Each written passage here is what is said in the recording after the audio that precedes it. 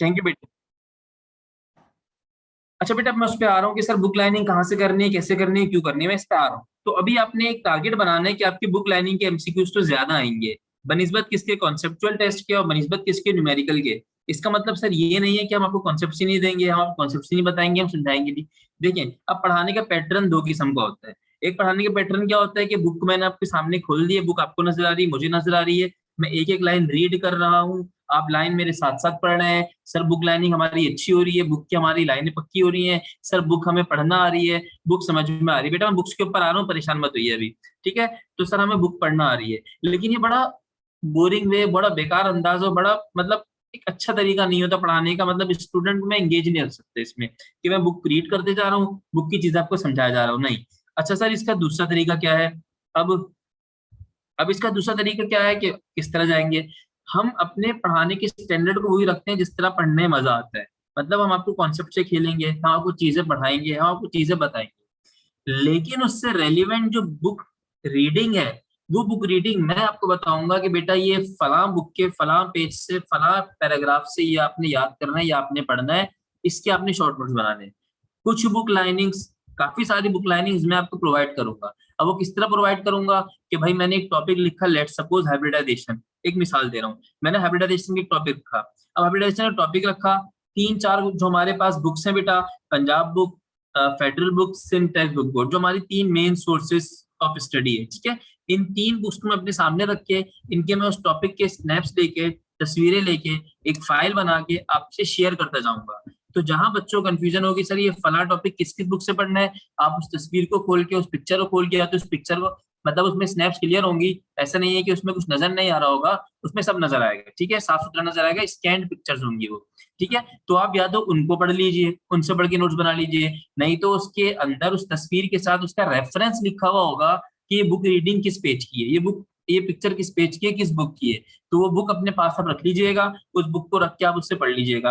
मेरा आपको मशवरा ये है कि उर्दू बाजार एक दिन जाइए, किसी को भेज दीजिए, या अली एक्सप्रेस या जो भी हमारे पास ऑनलाइन सर्विसेज है, वहां से ये तीन किताबें अरेंज कर लीजिए। कोई जरूरत नहीं नई चमकती दमकती बुक लेने का, आप वहां पर जाए, आप बोलेंगे वहां पे ओल्ड बुक्स मौजूद होती हैं, वहां जाके आप पुरानी बुक्स, फिजिक्स केमिस्ट्री और जो बायोलॉजी की जो तीनों बोर्ड की बुक्स हैं उसको लेकर आ जाएं। ठीक है, उसको लेकर अपने पास रख लें। जो मैं बुक लाइनिंग आपसे शेयर करता हूँ, देखें अब सर बुक लाइनिंग पर फोकस क्यों कर रहे हैं, ये फोकस करना मेरी मजबूरी है। मैं आपको यहाँ कॉन्सेप्ट दूंगा, बुक लाइनिंग के अंदर वो आपसे खेलेगा। मतलब मैं भी कुछ मिसाल के तौर पे कुछ सवालात आपको बताऊंगा, ऐसे बेतुके किस्म के सवालात हैं, ऐसे बेतुके किस्म के सवालात हैं कि एटॉमिक नंबर को आप जेड से शो करते हैं, what does Z means, Z का मतलब क्या होता है, मतलब जेड स्टैंड्स फॉर क्या है। तो ये बुक की लाइन लिखी हुई है फेडरल टेक्स्ट बुक बोर्ड के अंदर। तो वहां से इस बच्चे ने इसको पढ़ लिया, वो कामयाब हो गया। जिसको नहीं पता, उसको नहीं पता कि जेड का मतलब क्या है, वो खेलता रहेगा सवाल के अंदर, तुक्के मार के आ जाएगा। तो इस किस्म के वाहियात किस्म के सवाल इस साल और पिछले साल देखे गए हैं। मैं इसको वाहियात तो नहीं कहूंगा, लेकिन इसको ज्यादती कहूंगा कि एक बच्चा मेहनत कर रहा है कॉन्सेप्ट के ऊपर, सीखने के ऊपर, तो बुक की लाइंस पढ़ रहा है, लेकिन रट्टे की तरफ नहीं जा रहा। आपने उसके साथ खेल लिया, उसको अब रट्टे याद नहीं है, और उसका पेपर में एमसीक्यूज नंबर मार्क्स क्या हुआ है, कम हो गए। तो बेटा एक अच्छा तरीका जो यही है, जो डिसाइडेड है, और जो एक अच्छा तरीका हो सकता है, वो यही है कि मैंने आपको टॉपिक पढ़ाया, उस टॉपिक से रेलिवेंट तीनों सोर्सेज जो मेरे पास हैं बुक्स की, उन तीनों सोर्सेज से मैंने आपको मटेरियल शेयर कर दिया। पढ़ना ना पढ़ना बेटा आपकी जिम्मेदारी, इन दी एंड फ्यूचर आपका आपके हाथों में। ठीक है, अब सर बुक लाइनिंग पढ़ के तो हम तो परेशानी हो जाएंगे, जेड का मतलब भी बता देंगे, मुझे पता तो है जेड, अभी ढूंढो जेड का मतलब, अभी तो टाइम है ना, पेपर कल थोड़ी है, जेड का मतलब ढूंढो क्या होता है। अच्छा जी, तो मैं कहाँ पर था बेटे, ये देखे ना सवाल डिस्ट्रैक्ट कर देते हैं। अच्छा, तो हम कहाँ पर चल रहे थे, मैं कह रहा था सर आप बुक लाइनिंग पे फोकस क्यों कर रहे हैं, बुक लाइनिंग में फोकस करना मजबूरी है। बुक लाइन से पढ़ेंगे तो आपके अगर 60 एमसीक्यूज पीएमसी अनाउंस करते हैं केमिस्ट्री के, तो 60 में से मैं गारंटीड कह रहा हूँ कि आपके 35 एमसीक्यूज, 30 एमसीक्यूज, 25 से 35 के दरमियान का बकेट आपका निकल जाएगा। ये पिछले 2 सालों की बिना पर मैं कह रहा हूँ, और अगले साल भी सेम प्रैक्टिस फॉलो होनी है। अगर अगर पीएमसी अपने हाथ में टेस्ट को रखता है, अगर वापस एनटीएस की तरफ जाते हैं, सैंपल टेस्ट पेपर आता है, तो देखते हैं क्या चेंजिंग आएंगे, तो आपको वक्तन फवक्तन चीजें बताते रहेंगे, परेशान मत होइएगा। लेकिन अभी हमारे पास जो सोर्स है वो लास्ट ईयर के एग्जाम है, वो लास्ट ईयर की कमेटी है, वो लास्ट ईयर के मामला आते हैं, तो उसको देखते हुए बेटा मैं एक अच्छी चीज गाइड करूंगा कि हर सब्जेक्ट के अंदर, स्पेशली केमिस्ट्री के अंदर, मैं आगे अदर सब्जेक्ट में नहीं जाता, वो टीचर्स आपको बेहतर बताएंगे, तो स्पेशली केमिस्ट्री के अंदर ये देखा गया है कि स्पेशली केमिस्ट्री के अंदर ये देखा गया है कि बुक लाइनिंग पे फोकस ज्यादा किया गया है। अभी बेटा दोबारा पॉलिसी पे डिबेट नहीं कर सकते हम, पॉलिसी सिम लेता है, टेस्ट फेडरल लेता है, जो भी लेता है। अब हमें पॉलिसी पे डिबेट नहीं करनी है सर। पॉलिसी के लिए फिर हम क्या करें, किसको बेस बनाए? तो आपके बेस बनाने की सोर्स है वो लास्ट ईयर, जो लास्ट ईयर हुआ है वही समझे नेक्स्ट ईयर होगा। अभी फिलहाल यही अपने जहन में रखें, कोई नई पॉलिसी आती, कोई नई अनाउंसमेंट आती तो हम उस तरफ जाएंगे। अभी सोचना वो लेगा, ये लेगा, मैं लूंगा, कौन लेगा, टेस्ट बेकार है। बहस करना, टाइम जाया करना, दिमाग की खिचड़ी बनाने के बराबर है। ठीक है, तो बेटा हम कहां पर थे कि बुक लाइनिंग एमसीक्यूज है। बुक लाइनिंग एमसीक्यूज के अंदर आपने चीजें रीड करनी है आपने बेटा। रीड करने के बाद आपने इसके नोट्स बनाने, जिसको मैं स्टिकी नोट्स बोलता हूँ। ये छोटे से आपके नोट्स के सूरत में होते हैं बेटा। इसको आपने किस तरह करना है, या तो अब देखें दो बातें होती है। मैंने बुक से एक पैराग्राफ पढ़ लिया, पढ़ के निकल गया, अगला पढ़ लिया, पढ़ के निकल गया, 3 हफ्ते बाद खोल लो यार मैंने इस बुक में एक काम की चीज पढ़ी थी।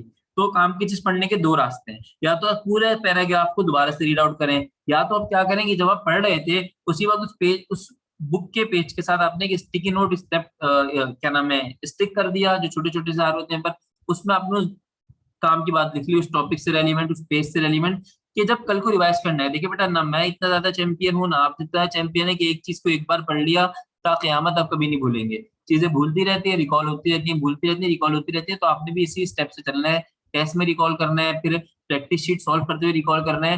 तो रिकॉल करते वक्त या तो पूरा पैराग्राफ पढ़ें, या जो आपने पैराग्राफ का निचोड़ निकाला था उसको कहीं पे लिख ले, उसको पढ़ लें। अब इसके दो तरीके हैं, या तो आप स्टिकी नोट्स को क्या नाम है फॉलो करें, या तो आप क्या करें, एक रजिस्टर बनाए बुक लाइनिंग के नाम से।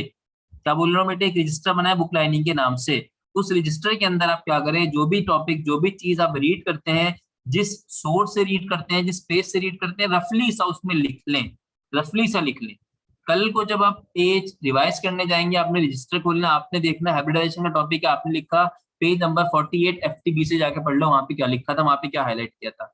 तो इससे बेटा आपका टाइम पढ़ते वक्त तो 30 से 35 सेकंड का ज्यादा लग जाएगा जो आप लिखेंगे, लेकिन रिवाइज करते हुए आपके 10 से 15 मिनट बचेंगे, जहां पर आपके पास मारा मारी का दौर होता है। अच्छा जी बेटा, मेरा बच्चा, मैं आ रहा हूँ।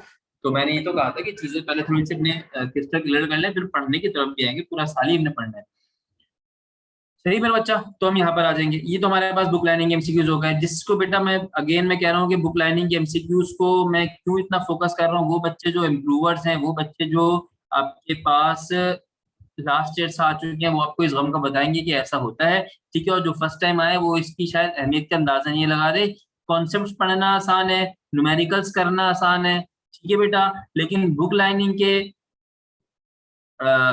कॉन्सेप्ट्स पढ़ना आसान है, न्यूमेरिकल्स पढ़ना आसान है, लेकिन बेटा बुक लाइनिंग को नोट किस तरह करना है, याद किस तरह रखना है, रिवाइज किस तरह करना है, सबसे ज्यादा मुश्किल और सबसे ज्यादा टेक्निकल काम ये है, क्योंकि इसमें आपने कहीं कहीं सॉल्ट रट्टा मारना है। ठीक है, तो ये अब आप लोग बेहतर इंटरमीडिएट के बच्चे हैं, तो आप बेहतर इसको समझ पाएंगे कि सर हम इसको किस तरह अपने लिए याद कर सकते हैं। मैंने कुछ बेहतर आपको तरीके बता दिए। अच्छा, दूसरा ही बेटा, मैं आपको आगे बढ़ते हैं, स्टार्ट बेटा कर रहा हूं मैं। अच्छा, आगे जब हम बढ़ेंगे तो आगे बढ़ के हम देखते हैं मेरा बेटा कि सर हमने क्या करना है। अब मैं आपको मटेरियल जो शेयर करूंगा, उस मटेरियल पे थोड़ा कर लेते हैं। जब मटेरियल पर बात करने आ रहा हूँ बेटा मैं, तो मटेरियल में आपको दो किस्म का शेयर करूंगा। एक मटेरियल आपके पास होगा रीडिंग मटेरियल, जिसके ऊपर मैं ऊपर बात कर चुका हूँ कि मैं कैसे शेयर करूंगा।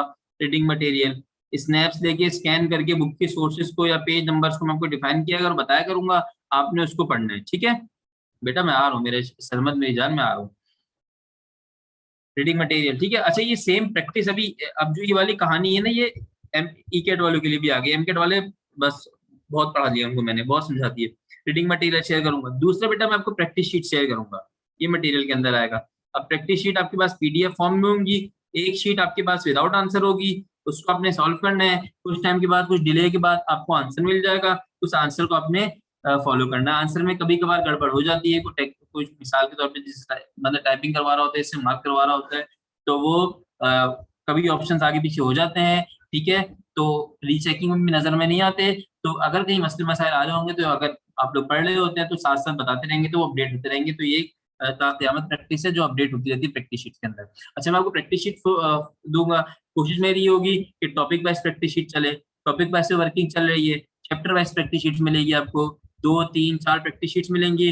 फिर आपके पास बेटा उसी चैप्टर का प्रैक्टिस शीट्स के अलावा असाइनमेंट टेस्ट होगा।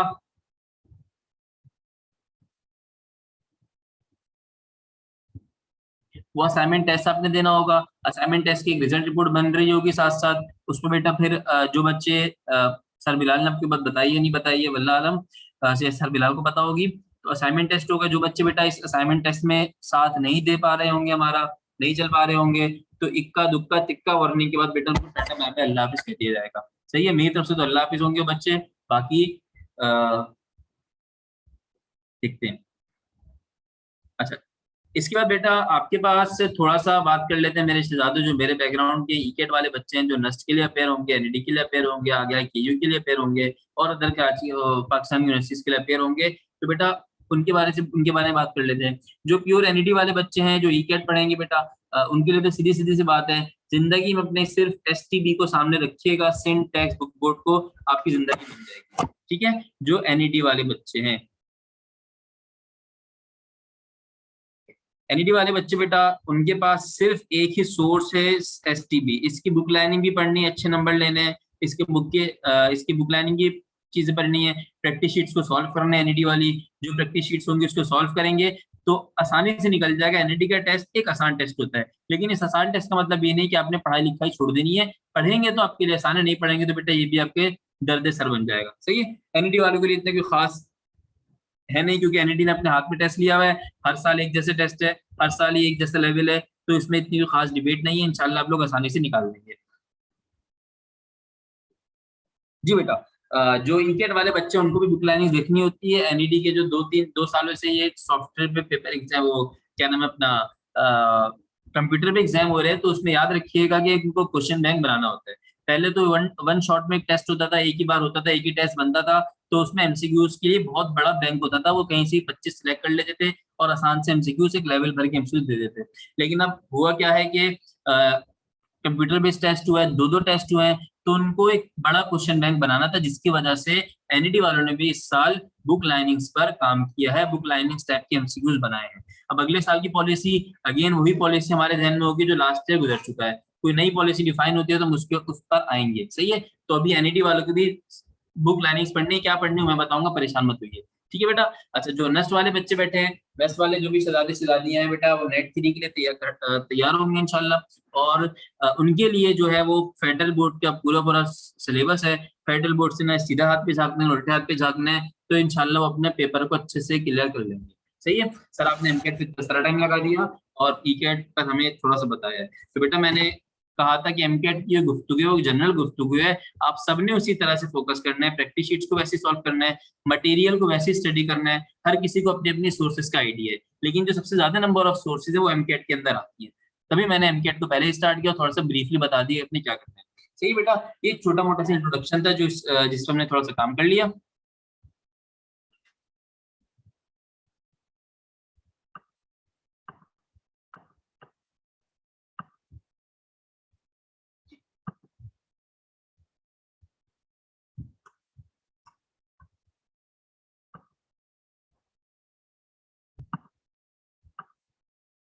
अच्छा बेटा, अब हम स्टार्ट कहाँ से करेंगे? स्टार्ट करते हैं अपने सिलेबस को, अपने कोर्स को।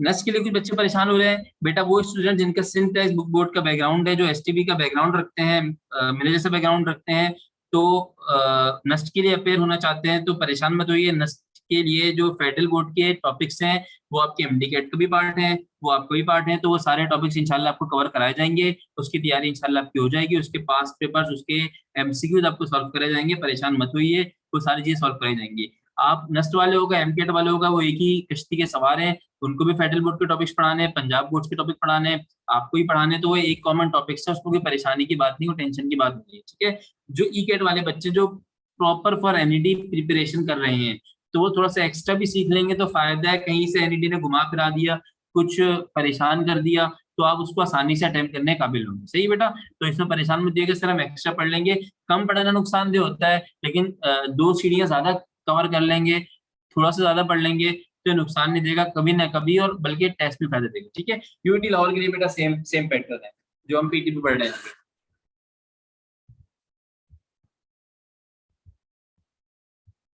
अच्छा बेटा, प्रैक्टिस शीट्स का थोड़ा सा मैं गाइड कर देता हूँ। प्रैक्टिस शीट्स का मैं थोड़ा सा गाइड कर देता हूँ। प्रैक्टिस शीट में कुछ प्रैक्टिस शीट्स आपकी जो होती है वो कॉमन होती है।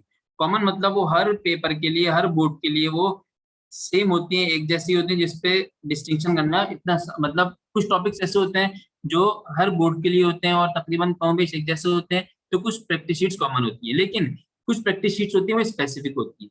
वो स्पेसिफिक मतलब क्या होती है, वो चैलेंजिंग शीट्स अगर इसको मैं कह लूँ, या इसको मैं कह लूँ कि अदर देन सिंध बोर्ड है। अदर देन सिंध बोर्ड का मतलब ये है कि इसमें वो टॉपिक्स हैं जैसे फेडरल टेक्स्ट बुक बोर्ड में आ रहे हैं, पंजाब टेक्स्ट बुक बोर्ड में आ रहे हैं, या कैम्ब्रिज के अंदर मौजूद है, रेड स्पॉट के सवाल आते हैं, तो ये स्पेसिफिक और थोड़ी सी चैलेंजिंग होती है। शेयर ही सबके साथ करूंगा मैं, ऐसा नहीं है कि इसको अलग करूंगा मैं। शेयर मैं सबके साथ करूंगा, इसका एक अलग सा स्पेशल सा नाम लिख के शेयर करूंगा। तमाम बच्चों ने टॉपिक पढ़ा होगा, तमाम बच्चे सॉल्व करेंगे इसको, तो इंशाल्लाह मजा आएगा, परेशानी की इसमें कोई बात नहीं है। लेकिन अगेन जो एनईटी के शहजादे शहजादियां हैं, तो उनके लिए वो कॉमन शीट जो एनईटी की शीट से जो सिंध बोर्ड को फोकस करके बनाई गई है, सिंध बोर्ड के लिए बनी हुई है, वो उनके लिए शेयर कर दी जाएगी। ऐसा नहीं होगा कि मैं लिख के भेजूंगा कि ये पीटीबी वाले कर लें प्रैक्टिस शीट, ये वाले एफटीबी वाले कर लें प्रैक्टिस शीट, ये वो कर लें नस्ट वाले कर लें प्रैक्टिस शीट। जहां पर बेटा बाइफरकेशन जरूरी है वहां मैं आपको बताऊंगा। तो ये ऐसे बेबुनियाद सवाल आते हैं, तो इस इनसे परेशान मत होइए। यहाँ पर एक अच्छी वर्किंग हुई हुई है, तो उस वर्किंग के हिसाब से मैं आपको बताऊंगा कि क्लियर होगा। खुदा ना खास्ता कोई बिल्कुल ही कोड़ मगज है, नहीं क्लियर हो तो पूछ लेगा, उसको आंसर कर दूंगा, तो इसको भी टाइम लगाना बेकार है। देखो ऐसा खास सवाल नहीं सर, प्रैक्टिस शीट अलग अलग मिलेंगी, एक जैसी मिलेंगी, वो आप देखेंगे तो आपको समझ में आ जाएगी ये मेरे काम की है या नहीं है। सारी शीट सबके काम की है, इससे बेफिक्र रहिए। ठीक है।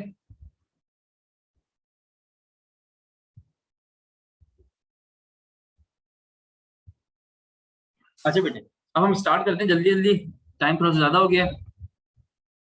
स्टार्टिंग कीजिए, सारी सबको क्लियर है कि किस तरह चलना है, क्या करना है। कोशिश कीजिए रेगुलर क्लास का पार्ट बने रहे, लेकिन मजबूरियां परेशानी सबके साथ आ जाती है, टेंशन आ जाती है, नेट नहीं है, परेशानी, आवाज नहीं आ रही, स्पीड सही नहीं आ रही, तो बेटा उसके लिए फिर ये है कि रिकॉर्डेड लेक्चर्स आपको शेयर कर दी जाएंगे, तो रिकॉर्डेड लेक्चर को 1.5 की स्पीड पर लगा के सुन लीजिएगा, तो आपको सारी बातें क्लियर हो जाएंगी। सही है। अच्छा मेरे बच्चों, हमारे पास जो कोर्स स्टार्ट होना है, वो कोर्स स्टार्ट होना है from second year. Second year से अपना कोर्स स्टार्ट करेंगे, और सेकेंड ईयर के किस पोर्शन से हम स्टार्ट करेंगे, वो हमारा पोर्शन है ऑर्गेनिक केमिस्ट्री।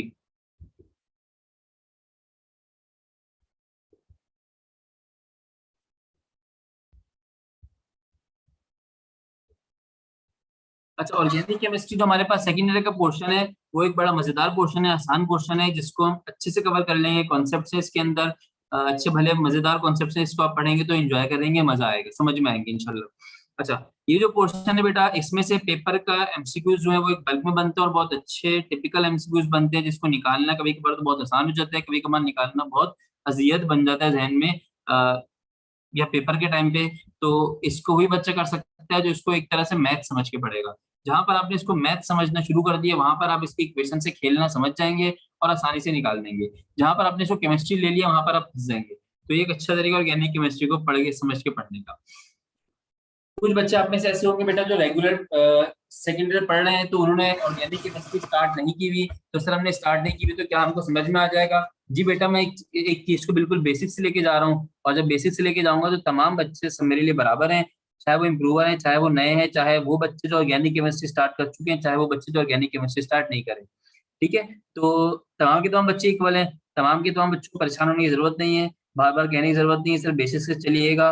हम लोग मतलब आइडिया होता है कि कैसे स्टार्ट सिलेबस करना है, कैसे लेके चलना है, तो टेंशन मत लीजिए, बेसिक ही है। जहाँ कोई बात समझ में नहीं आएगी मैं रिपीट कर दूंगा, बता दूंगा, जहाँ ज्यादा समझ में नहीं आएगी दो बार रिपीट कर दूंगा, और जहाँ बिल्कुल ही समझ में नहीं आएगी वहां बेटा कुछ डिफरेंट अंदाज से बता दूंगा। लेकिन आवाज कटिंग इशू एक बार हो सकता है, बार बार हो सकता है, तो अगर ऐसी चीजें फेस कर रहे हैं आप लोग, तो मेरा बेहतर मशवरा है कि आप वो टाइम रिकॉर्ड कर लीजिएगा, ये किस टाइम पर हमारे साथ ये मामला हुआ, जब सर क्या बता रहे थे, रिकॉर्डिंग पे जाके आप वही चीज दोबारा समझ लीजिएगा, समझ में आ जाएगी। ठीक है।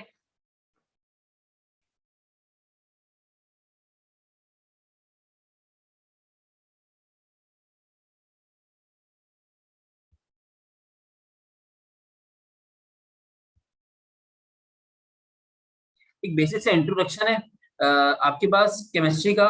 तो आपको पता है कि ओरिजिन के हिसाब से या केमिकल कंपाउंड्स के हिसाब से आपके पास जो केमिस्ट्री है, वो केमिस्ट्री आपके पास डिवाइड होती है दो केमिस्ट्रीज के अंदर। एक केमिस्ट्री का नाम होता है बेटा आपके पास ऑर्गेनिक केमिस्ट्री, और दूसरी केमिस्ट्री का नाम होता है बेटा आपके पास inorganic chemistry. On the basis of origin, on the basis of compounds classification, आपके पास दो किस्म की केमिस्ट्रीज होती हैं, एक आपके पास होती है ऑर्गेनिक, एक आपके पास होती है इनऑर्गेनिक केमिस्ट्री। ये जो ऑर्गेनिक केमिस्ट्री है, यहाँ से जहां से हमने पोर्शन अपना पढ़ना शुरू किया है, सिंटैक्स बोर्ड के अंदर इसमें चैप्टर्स कवर होते हैं, चैप्टर 6 से 11 होते हैं, अलग अलग बुक्स के अंदर अलग अलग चैप्टर सीक्वेंस है। हम खाली पोर्शन से लेके चल रहे हैं, ठीक है। जो शुरू में पढ़ रहे हैं बेटा वो सारी चीज आपके पास कॉमन है, तो उसमें परेशान होने की जरूरत नहीं है। अच्छा, जो ऑर्गेनिक केमिस्ट्री होती है मेरे प्यारे बच्चों, वो आपके पास वो केमिस्ट्री होती है जिसका आप लोग को आइडिया है कि वो तमाम कंपाउंड्स जो हम कहाँ से, लिविंग ऑर्गेनिज्म से एक्सट्रैक्ट करते हैं। Compounds obtained from living organisms, वो आपके पास कौन से कंपाउंड्स होते हैं, ऑर्गेनिक केमिस्ट्री के ऑर्गेनिक कंपाउंड्स होते हैं। वो तमाम के तमाम कंपाउंड्स बेटा जिसको हम मैन्युफैक्चर कर रहे होते हैं, या वो तमाम के तमाम कंपाउंड जो मिनरल सोर्सेज से हासिल किए जाते हैं,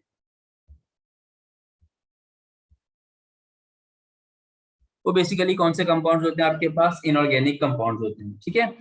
अब ये जो आपके पास ऑर्गेनिक केमिस्ट्री या ऑर्गेनिक केमिस्ट्री स्टार्ट होती है,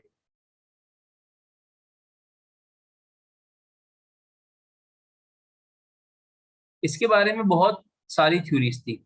सबसे पहले ऑर्गेनिक केमिस्ट्री के हवाले से एक थ्योरी पाई जाती थी कि ऑर्गेनिक केमिस्ट्री सिर्फ और सिर्फ लिविंग ऑर्गेनिजम्स या वो तमाम के तमाम ऑर्गेनिजम्स या वो तमाम के तमाम सब्सटेंसेस उनसे हासिल किए जा सकते हैं जो वाइटल फोर्स रखते हैं। मतलब वाइटल फोर्स से मुराद क्या होती है, एक ऐसी फोर्स होती है जो बेटा आपको कुव्वत हयात, जो आपको कुव्वत हयात देती है, जिसने आपको जिंदा रखा हुआ है, उस फोर्स को हम क्या बोलते हैं, वाइटल फोर्स बोलते हैं। मतलब वो तमाम के तमाम कंपाउंड्स जो किसी ना किसी वाइटल फोर्स से एक्सट्रैक्ट हो रहे हो, they are called as organic compounds. मतलब they can never be prepare in laboratory. Organic chemistry के हवाले से एक परसेप्शन ये था कि organic compounds can never be, जो हमारे पास एक रॉन्ग परसेप्शन था, जो बाद में सही हुआ, वो कैसे सही हुआ मैं उस पर भी आता हूँ। जो हमारे पास एक रॉन्ग परसेप्शन था, वो रॉन्ग परसेप्शन ये था कि ऑर्गेनिक कंपाउंड्स या organic substances can never be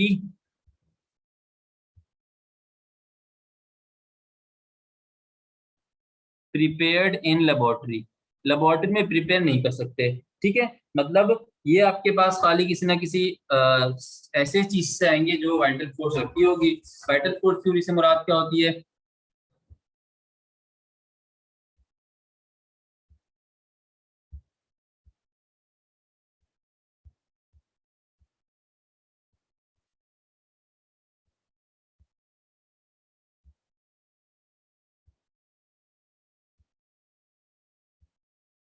vital force theory के लिए बेटा बड़ा एक अच्छा सा मामला वगैरह सुनिएगा। कहा ही जाता था कि जो अर्ली केमिस्ट हैं, जो मतलब जिन्होंने केमिस्ट्री की स्टडी को आगे तक लेकर आए हैं, अर्ली केमिस्ट जो थे, वो आपके पास कामयाब नहीं होते ऑर्गेनिक कंपाउंड्स को सिंथेसाइज करने में। मतलब ऑर्गेनिक केमिस्ट्री को लेबोरेटरी में प्रिपेयर करने से या लेबोरेटरी मैन्युफैक्चर करने से वो कामयाब नहीं होते। मतलब वो फेल हो गए थे किस काम में, ऑर्गेनिक कंपाउंड्स को खुद से बनाने के अंदर। जब वो फेल हो गए थे तो उनका जहनी कॉन्सेप्ट ये बन चुका था कि organic compounds can never be synthesize in laboratory, laboratory में सिंथेसाइज नहीं हो सकते, ठीक है। और ये थ्योरी देने वाले कौन थे, बर्जीलियस एक साइंटिस्ट थे। बर्जीलियस ने इस थ्योरी को आगे पेश किया था कि organic compounds can never be synthesize in, where is my blue pen, ठीक है। ऑर्गेनिक बर्जीलियस आपके पास एक साइंटिस्ट थे, इसका नाम याद रखिएगा, ये बुक लाइनिंग के अंदर से उठाया हुआ टॉपिक है। बर्जीलियस पहले साइंटिस्ट थे जिन्होंने बोला था कि organic compounds can never be synthesized in laboratory. और इस थ्योरी को रिजेक्ट किसने किया था, इस थ्योरी को 1928 में रिजेक्ट करने वाले थे आपके पास, रिजेक्टेड बाय एक साइंटिस्ट जिनका नाम था फ्रेडरिक वोहलर। वोहलर ने इस थ्योरी को क्या किया था, रिजेक्ट किया था कि ऑर्गेनिक कंपाउंड लेबोरेटरी में नहीं बन सकते। और इस काम को इनके इसको बोला जाता है वोलर्स वर्क, इसको बोला जाता है वोलर्स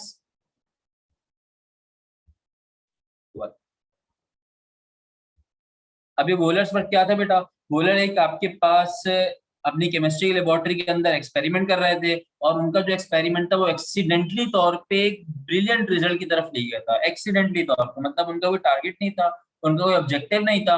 उस ऑब्जेक्टिव ना होने की वजह से इसको एक्सीडेंट कहते हैं। कि आपके पास उन्होंने क्या बना दिया, एक pure organic compound from pure inorganic compound. एक इनऑर्गेनिक कंपाउंड से एक ऑर्गेनिक कंपाउंड उन्होंने बना दिया, वो भी लेबोरेटरी के अंदर। और इसकी वजह से आपके पास जो वाइटल फोर्स थ्योरी थी वो क्या हो गई, रिजेक्ट हो गई। मतलब सर वोलर ने क्या काम किया था, तो वोलर शहजादे ने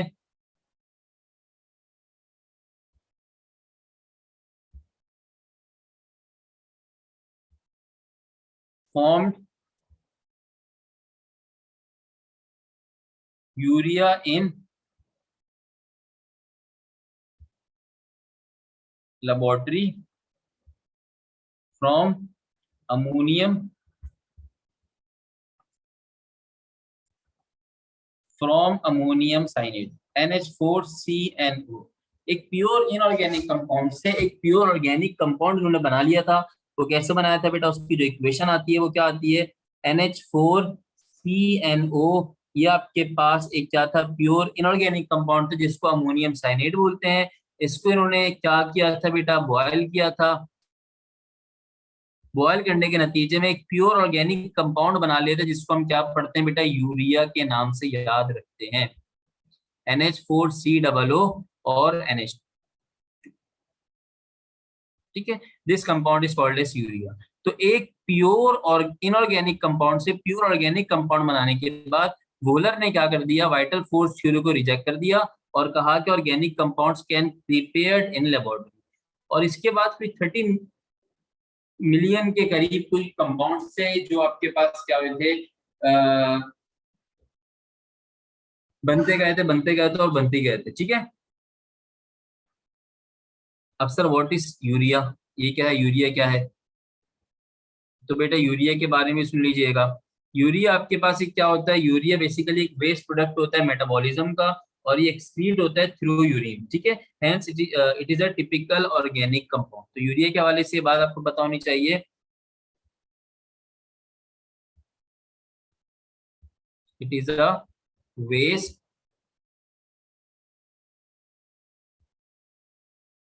product of metabolism and excrete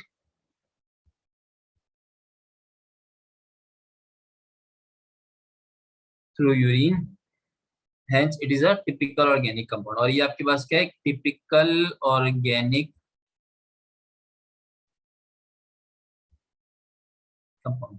अभी तक बेटा आपने क्या देखा, अभी तक हमने देखा कि ऑर्गेनिक कंपाउंड्स क्या है क्या नहीं है, क्या क्लासिफिकेशन है, मुझ पे नहीं गए। अभी तक हमने बस ये देखा कि ऑर्गेनिक कंपाउंड्स के बारे में साइंटिस्ट का एक परसेप्शन था कि ये इसको लेबोरेटरी में नहीं बना सकते, इसको हमेशा किसी ना किसी ऐसे सोर्स से हासिल किया जाएगा जो वाइटल फोर्स शक्ति हो, इधर वो एनिमल हो इधर वो प्लांट हो, तो हम उससे इसको एक्सट्रैक्ट कर सकते हैं। But they can never be synthesized in laboratory. इस थ्योरी को देने वाले कौन थे, जल्दी से मुझे रिकॉल करें बेटा, मुंह में रिपीट कर दे जाए। तो ये आपके पास थ्योरी देने वाले थे ब्राजीलियस। फिर ब्राजीलियस के बाद वोलर एक साइंटिस्ट है, जर्मन साइंटिस्ट थे, जिन्होंने क्या किया, इन्होंने एक एक्सीडेंट के तौर पे अमोनियम साइनेट से प्योर इनऑर्गेनिक कंपाउंड से टिपिकल ऑर्गेनिक कंपाउंड बना लिया था। और इसके बाद आपके पास वाइटल फोर्स थ्योरी को क्या कर दिया गया था, डिस्कार्ड कर दिया गया था। फिर इस थ्योरी के बाद बेटा एक बड़ी केमिस्ट्री दुनिया रेवोल्यूशन आया था। और वो क्या रेवोल्यूशन आया था कि वास्ट बहुत ज्यादा नंबर ऑफ या bulk number of organic compounds जो प्रीवियसली आइसोलेट किए जाते थे प्लांट्स और एनिमल से, उसको हमने क्या किया, लेबोरेटरी में सिंथेसाइज करना शुरू कर दिया डिफरेंट एक्सपेरिमेंट से। सही है, ये तो एक छोटी मोटी बात है। अब ऑर्गेनिक कंपाउंड के हवाले से मॉडर्न कॉन्सेप्ट क्या आ गया। पहले कॉन्सेप्ट तो वो था बेटा compounds obtained from living organism. अब ये अच्छा लिविंग ऑर्गेनिज्म से तो हासिल किए जा सकते हैं, लेकिन अगर हम इसको सिर्फ स्पेसिफिक कर दें तो ये डेफिनेशन क्या होगी, गलत हो गई है। तो मॉडर्न कॉन्सेप्ट आ गया कि chemistry of hydrocarbons and their derivatives. मतलब केमिस्ट्री किसकी पढ़ लें, हम हाइड्रोकार्बन्स की पढ़ लें और उसके डेरिवेटिव्स की पढ़ लें, तो इस केमिस्ट्री को हम क्या बोलते हैं, केमिस्ट्री ऑफ ऑर्गेनिक कंपाउंड्स। ठीक है। अभी हाइड्रोकार्बन्स क्या होते हैं बेटा, मैं उस पर आ रहा हूँ। केमिस्ट्री ऑफ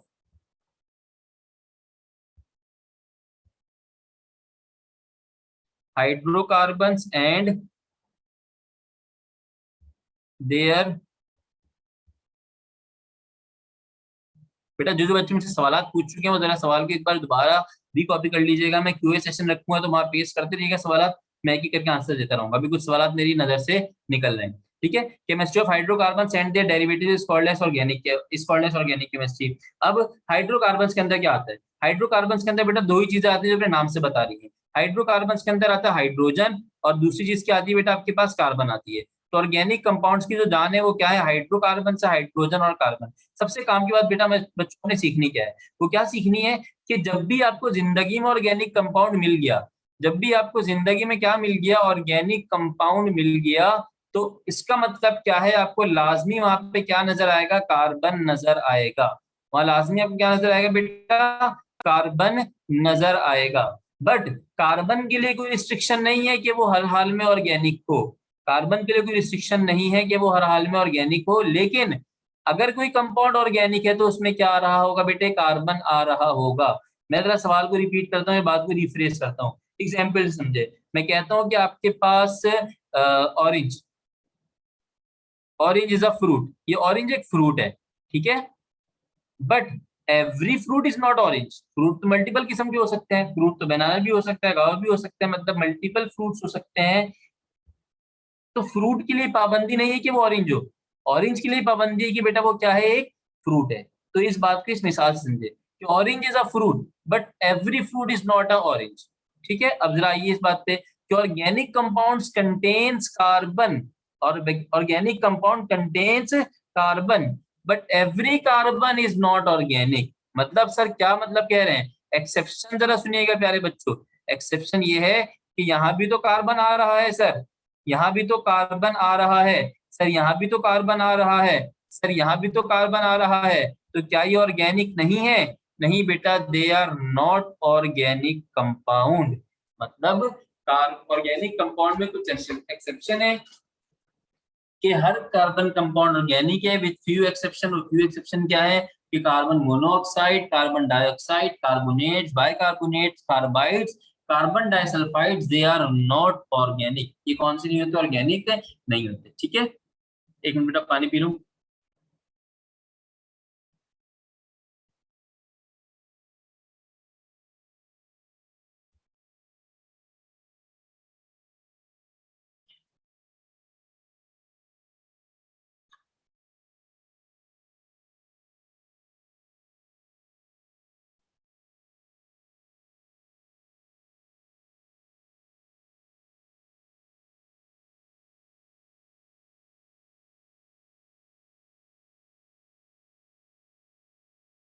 जी बेटे।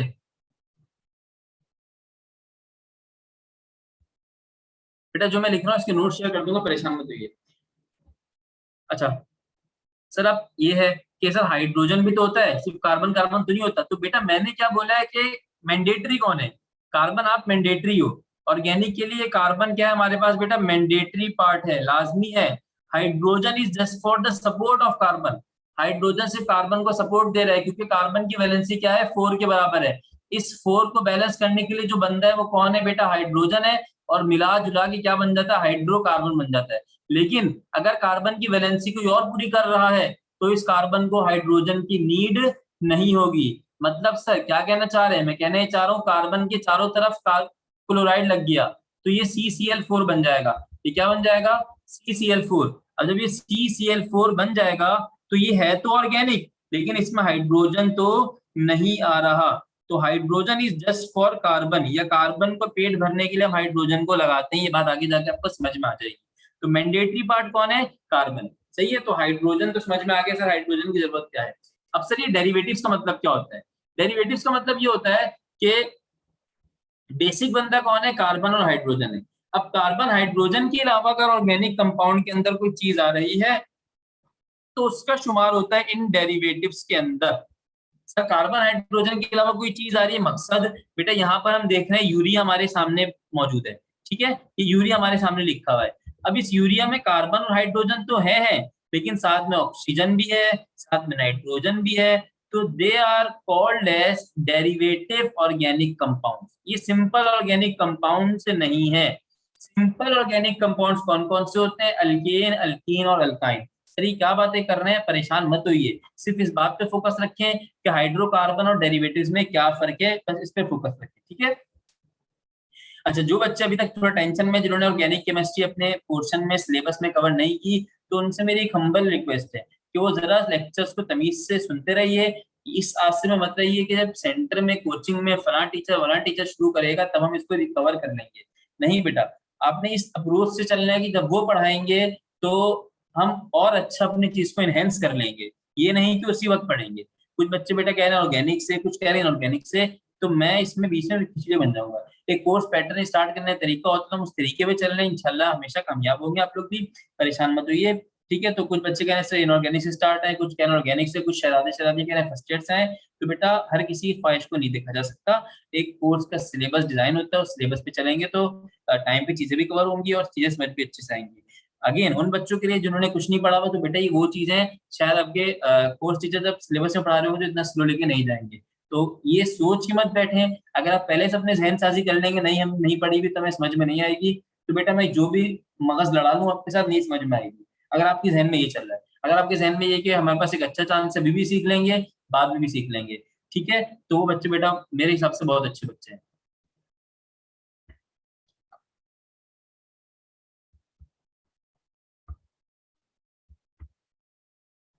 जी मेरा बेटा, जो मैं लिख रहा हूँ उसको बेटा मैं शेयर कर दूंगा, परेशान मत होइए। अब हमारे पास आता है और कि सर ऑर्गेनिक कंपाउंड्स के अंदर कार्बन ही कार्बन क्यों होता है? Why carbon is mandatory for organic compound? क्योंकि कार्बन का एक एक्सेप्शनल एनोमलस या पिक्यूलियर नेचर होता है, जिसकी वजह से कार्बन को एक खास अहमियत हासिल होती है, जिसको हम बोलते हैं पिक्यूलियर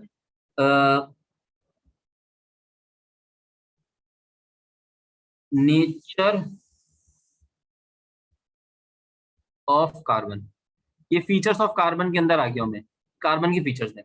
अब कार्बन के क्या क्या फीचर्स होते हैं बेटा, जरा सुनते रहिएगा, बताते रहिएगा, जो जो आपको बताओ, जो जो पता है बताते रहिए। सबसे पहले सर, कार्बन के जो एटॉमिक नंबर होता है, बिल्कुल बेसिक, बचपन में पढ़ा था 9th क्लास के अंदर, कार्बन का एटॉमिक नंबर जो होता है वो 6 के बराबर होता है। 6 के बराबर होने का मतलब है सर, कार्बन की इलेक्ट्रॉनिक कॉन्फ़िगरेशन फर्स्ट में पढ़ी है, 1s2 और 2s2 और 2p2 होती है। तो सर इस हिसाब से कार्बन का जो आखिरी शेल होता है उसमें 4 इलेक्ट्रॉन्स आते हैं।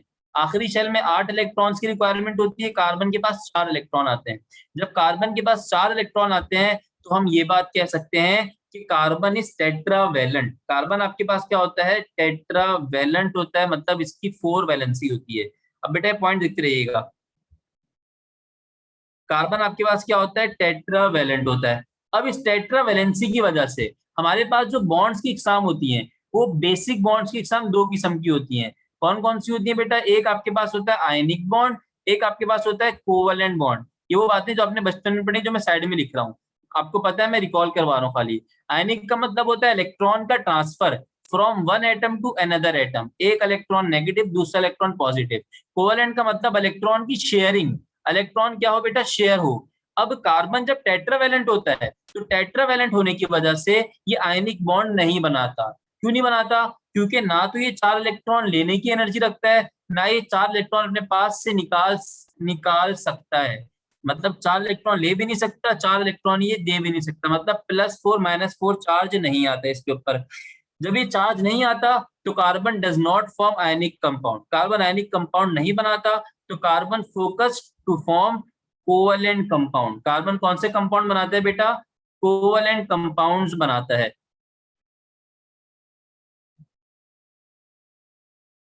बेटा इसके बाद कुछ मटेरियल मैं शेयर करूंगा, उसको आपने पढ़ना है ताकि अगली क्लास में आए तो बिल्कुल बेशक उसको वीक के एंड में पढ़ लीजिएगा, फ्राइडे सैटरडे पढ़ लीजिएगा, ताकि अगली क्लास में आए तो काफी सारी चीजें आपको रिकॉल हो चुकी हो, याद हो, ठीक है।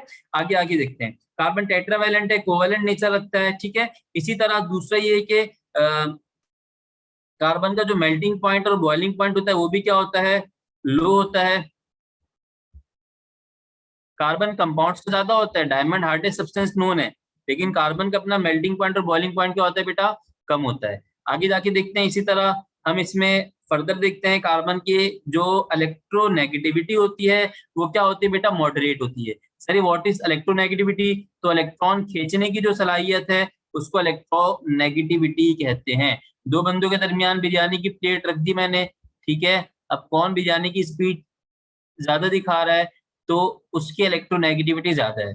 दो एटम्स के दरमियान इलेक्ट्रॉन मैंने शेयर कर दिया, जो एटम इलेक्ट्रॉन को अपने पास खींच रहा है उसकी इलेक्ट्रोनेगेटिविटी ज्यादा है। तो कार्बन के इलेक्ट्रॉन को अट्रैक्ट करने की जो एबिलिटी होती है वो क्या होती है? मॉडरेट होती है, ना बहुत ज्यादा होती है ना बहुत कम होती है। किस बुनियाद पे होती है? पीरियोडिक प्रॉपर्टीज में आपको बेटा मैं बताऊंगा, परेशान मत होइए। आगे,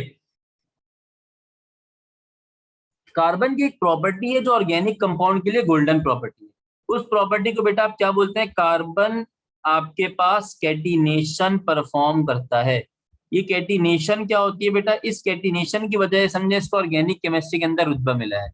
मतलब कैटिनेशन से मुराद क्या है? काफी सारे बच्चों को पता होगा भाई, कैटिनेशन से मुराद ये होती है कि कार्बन की ability to join by itself, carbon की कार्बन से जुड़ने की जो सलाहियत होती है बेटा, इसको हम क्या बोलते हैं? कैटिनेशन बोलते हैं। कार्बन कार्बन से कंबाइन होकर या तो स्ट्रेट चेन बनाए या तो आपके पास ब्रांच चेन बनाए। ये कौन सी चेन होती है बेटा? अभी डोंट फोकस ऑन दिस, इस पे फोकस ना करें, अभी फिलहाल बस समझते रहें। कार्बन की कार्बन से जुड़ने की सलाहियत को हम क्या बोलते हैं? कैटिनेशन बोलते हैं। अब वो जुड़ के कोई रिंग स्ट्रक्चर बनाए, इस किस्म के स्ट्रक्चर बनाए, कोई भी स्ट्रक्चर बनाए, कार्बन कार्बन से कंबाइन हो रहा है, उसको हम क्या बोलते हैं? Catenation ability.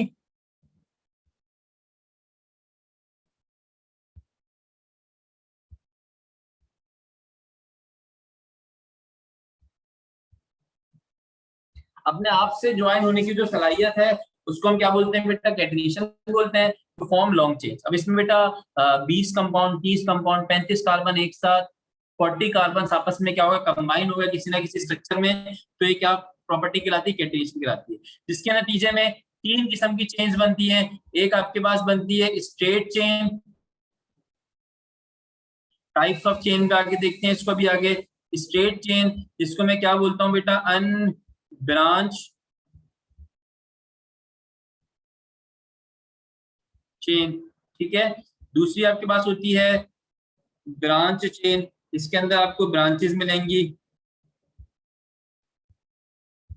और तीसरा जिसमें आपको बेटा लूप्स मिल रहे होते हैं वो आपके पास कहलाती है रिंग चेन, ठीक है। तो तीन किस्म के स्ट्रक्चर फॉर्म करना, this is called as catenation, this property is called as catenation, ठीक है।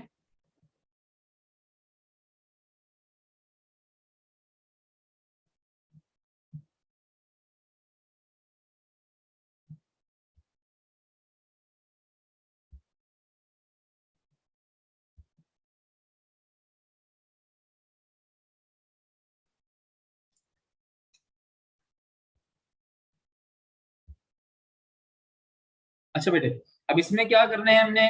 इसमें आगे जाके हमने जो चीज देखनी है, अल्लाह को भला करे, कार्बन के बारे में पता चलना चाहिए कि कार्बन आपके पास एक नॉन मेटेलिक कैरेक्टर रखता है।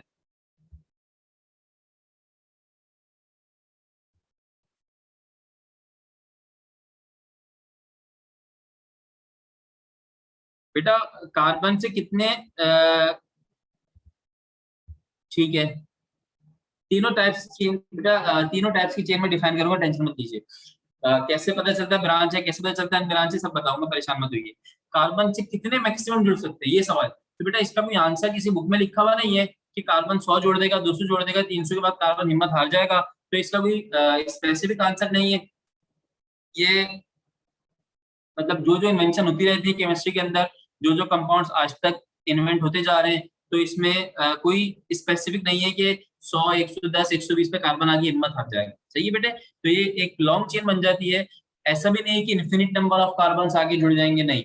ये एक चेंज मैनेजमेंट का प्रोसेस है, इसमें कुछ भी हो सकता है। मतलब कोई नया कंपाउंड आ गया जिसके अंदर 45 कार्बन की रेंज है, 55 कार्बन की रेंज है, तो इसका किसी बुक के अंदर नहीं लिखा हुआ है carbon can form long chain up to 100 carbon, नहीं, ठीक है। तो इसका कोई आंसर नहीं है। कैटिनेशन की प्रॉपर्टी कार्बन के पास है, सिलिकॉन के पास है, और हम सिर्फ कार्बन की बात करते हैं, कार्बन और सिलिकॉन के पास है, ठीक है बेटा।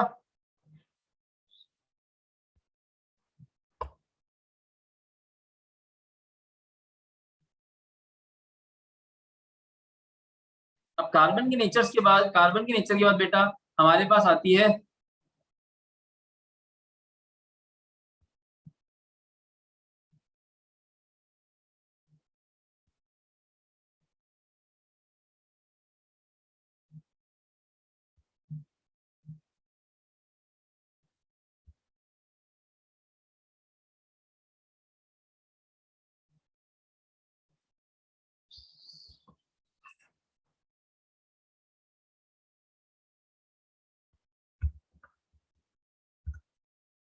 यस बेटे पूछें।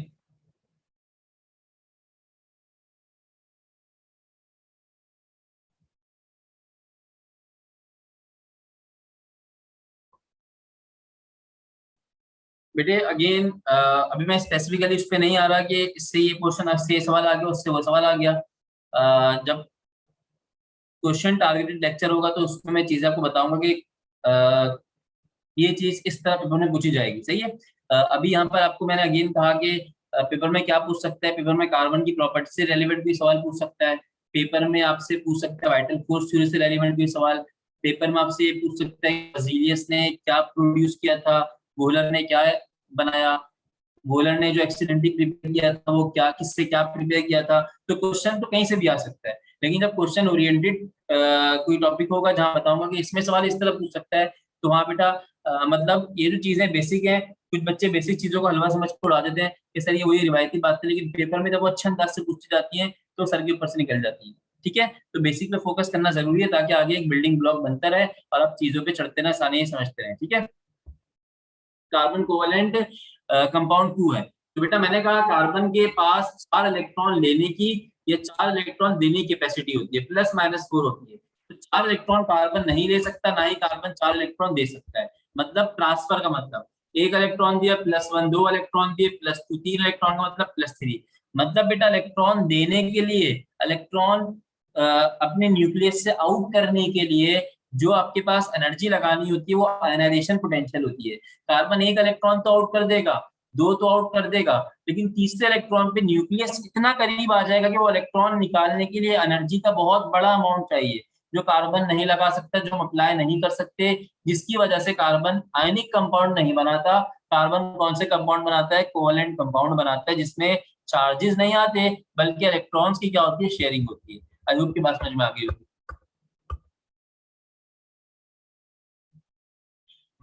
इंपॉर्टेंस ऑफ ऑर्गेनिक केमिस्ट्री, अब याद रखिएगा, और जितने भी तमाम के तमाम रिएक्शंस होते हैं जो हमारे लिविंग सिस्टम में हमारी बॉडीज के अंदर हो रहे हैं वो ऑर्गेनिक इन नेचर है। ठीक है, क्योंकि इनके अंदर आपके पास लाइफ सेविंग या लाइफ वो मॉलिक्यूल्स होते हैं, लाइक प्रोटीन्स होते हैं, कार्बोहाइड्रेट्स होते हैं, वाइटामिन होते हैं, इंजाइम्स होते हैं, लिपिड्स, और मतलब हमारे पास जो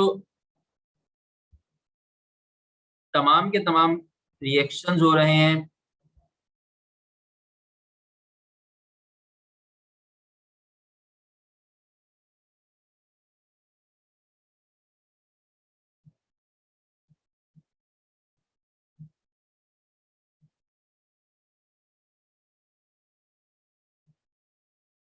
हमारे लिविंग सिस्टम के अंदर जितने के जितने रिएक्शन आपके पास हो रहे हैं वो ऑलमोस्ट क्या है, ऑर्गेनिक इन नेचर है। ठीक है, ऑर्गेनिक इन नेचर क्यों है,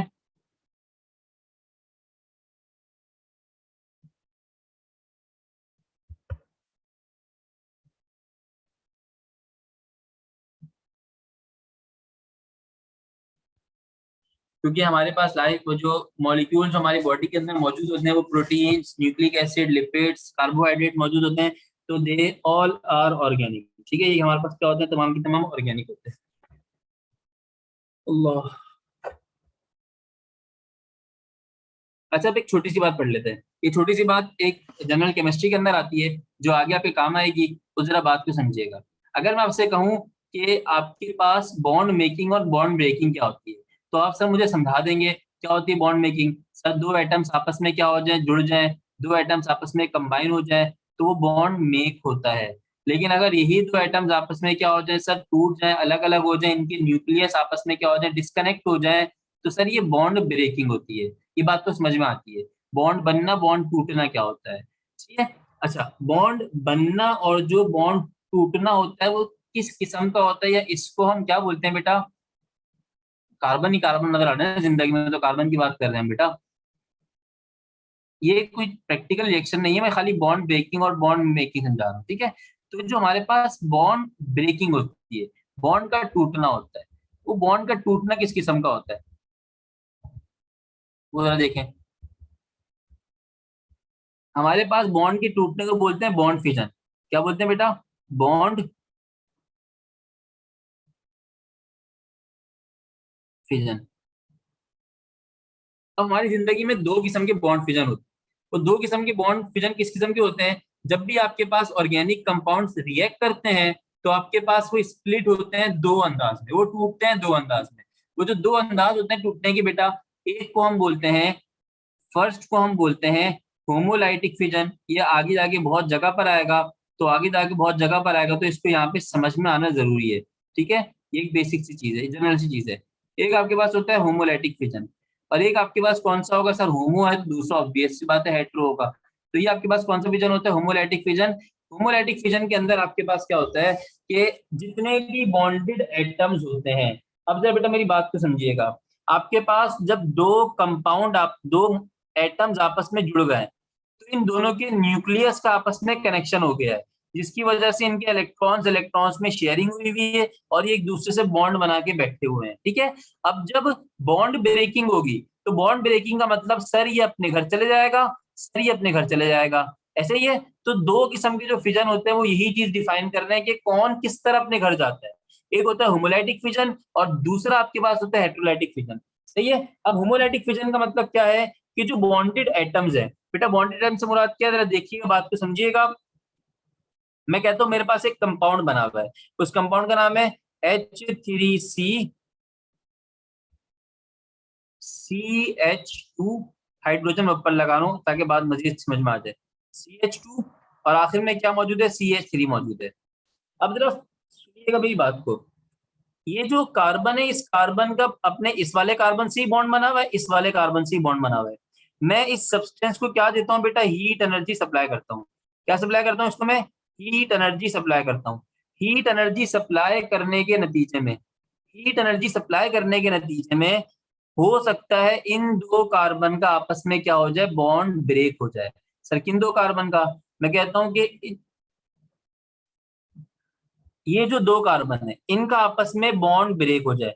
ये बॉन्ड की ब्रेकिंग दिखा रहा हूं। बॉन्ड ब्रेकिंग इस अंदाज में हो, बॉन्ड ब्रेकिंग इस अंदाज में हो कि each of the bonded atom, ये जो दोनों बॉन्डेड एटम्स हैं, वो अपने अपने बॉन्डेड पेयर ऑफ इलेक्ट्रॉन्स को लेकर अपने अपने घर चले जाएं। सर ये इलेक्ट्रॉन मैं लेकर आया था, ये इलेक्ट्रॉन मेरा था, तो मैं अपना इलेक्ट्रॉन अपने साथ ले जाऊं। सर ये इलेक्ट्रॉन मेरा था, मैं अपने इलेक्ट्रॉन अपने साथ ले जाऊं। तो this type of fission is called as homolytic fission. इसको हम क्या बोलते हैं? होमोलाइटिक फिजन बोलते हैं। नतीजे में मेरा बच्चा जो प्रोडक्ट बनता है, उस प्रोडक्ट को हम लिखेंगे कैसे? इस कार्बन पे कोई फर्क नहीं पड़ा, देखिए बेटा मेरा कर्सर, तो ये कार्बन में एज इट इज लिखता हूँ H3C। ठीक है, CH2, ऊपर वाले का हाइड्रोजन नीचे वाला हाइड्रोजन पे कोई फर्क नहीं पड़ा, मैंने CH2 एज इट इज लिख दिया। लेकिन इसका बॉन्ड टूट गया। जब इसका बॉन्ड टूट गया, ये अपना इलेक्ट्रॉन अपने घर पे ले आया। अभी किसी का इलेक्ट्रॉन लेकर नहीं आया। अगर ये किसी का इलेक्ट्रॉन लेकर आता तो इस पे पॉजिटिव चार्ज आता, सॉरी, अगर ये किसी का इलेक्ट्रॉन लेकर आता तो इसके ऊपर नेगेटिव चार्ज आता। अगर ये किसी का इलेक्ट्रॉन, किसी को इलेक्ट्रॉन देकर आता, इलेक्ट्रॉन लूज करता, तो इस पे पॉजिटिव चार्ज आता। लेकिन ये इलेक्ट्रॉन अपना अपने घर में लेकर आ गया, अपना इलेक्ट्रॉन अपने पास लेकर आ गया, तो इसके ऊपर कोई चार्ज नहीं आएगा, मतलब this carbon will remain neutral. इसको हम क्या बोलते हैं बेटा? न्यूट्रल बोलते हैं। और this neutral carbon is called as free radical. इसको हम क्या बोलते हैं मेरा बच्चा? कभी भूलिएगा नहीं, हमेशा याद रखिएगा। This neutral carbon is called as, इतना भैया पेन क्यों आगे मेरे हाथ में, this neutral carbon is called as free radical. इसको हम कार्बन फ्री रेडिकल करते हैं, इस पे भी और डिबेट करते हैं। अब दूसरे वाले को देखें, ये अपना इलेक्ट्रॉन अपने साथ वापस लेकर आ गया। जब ये अपना इलेक्ट्रॉन अपने साथ लेकर आ गया, तो बात को उसी तरीके से समझे। इस कार्बन ने तीन हाइड्रोजन थे, तीनों हाइड्रोजन लगे रहेंगे। ये कार्बन किसी नए इलेक्ट्रॉन को अपने साथ लेकर नहीं आया, तो it does not contain negative charge. ये अपना इलेक्ट्रॉन देकर नहीं आया, it does not contain positive charge. ये जो इलेक्ट्रॉन बाहर लेकर गया तो उसी इलेक्ट्रॉन को लेकर आ गया, अगेन इस पे क्या चार्ज होगा? न्यूट्रल चार्ज होगा। इसका नाम भी क्या होगा बेटा? Carbon free radical. इसको हम क्या बोलेंगे? कार्बन फ्री रेडिकल बोलेंगे। तो होमोलाइटिक फिजन के अंदर आपके पास क्या बनते हैं? फ्री रेडिकल्स बनते हैं। क्या बनते हैं बेटा? फ्री रेडिकल्स बनते हैं। अब जरा इसको सुनिएगा, होमोलाइटिक फिजन को लिख भी लीजिएगा। क्या बता रहा हूं बेटा मैं?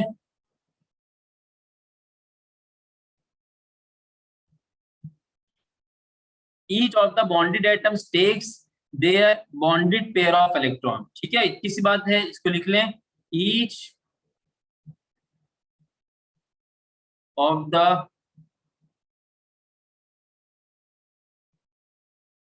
बॉन्डेड एटम्स, नहीं बेटा एच ब्रेक नहीं होगा, एच ब्रेक करने के लिए एनर्जी ज्यादा चाहिए होती है, टेक्स देयर बॉन्डेड